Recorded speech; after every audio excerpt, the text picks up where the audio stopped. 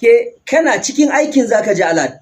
Na rantse da Allah ko da sila ko babu sila, ko da alkawari ko babu alkawari, in dai kayi wannan aikin daidai, wallahi ba za ka kammala wannan aikin ba. Na rantse da girman Allah sai ka ji alat mai nauyi, alat ɗin da zai sa ka farin ciki duniya da lahira.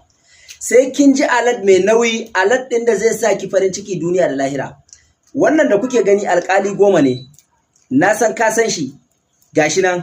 Ni nake aiki da shi, wannan nawa na kaina ne, ba wani nake ma addu'a da shi ba, ni da kaina nake neman arziki daga taskar Allah da wannan alƙali 10.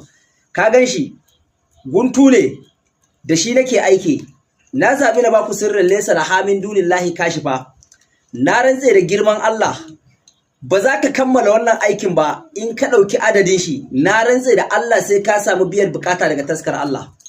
Mun sha gaya muku, in dai muna numfashi, dan yardar Allah, in dai Allah zai yarda mu yi numfashi, wallahi sai mun baku sirri mafi inganci, sirri mafi girma daga cikin sirrika wanda muka gada iyaye da kakanninmu, kuma ayoyin alkur'ani da surorin alkur'ani ne. Akwai gado da muka yi wanda idan muka ce mu mun gaji alkur'ani, ba na alfahari da mun yi ƙarya, ba na tunanin da ƙarya muka yi. Abu ne muka taso tun kannan iyayenmu sun girma a wajen iyayenmu suna koya musu alkur'ani. Mu ma aka haife mu a cikin alkur'ani, muka girma a cikin alkur'ani. Meye aibin mu kawo mutane abin da zai taimake su duniya da lahira?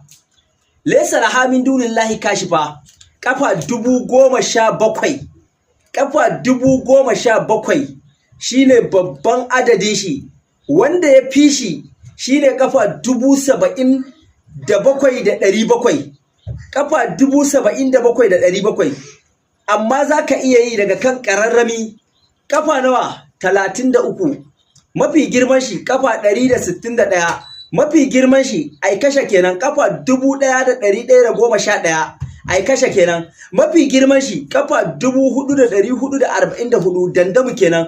Mafi girman shi kafa 17,777.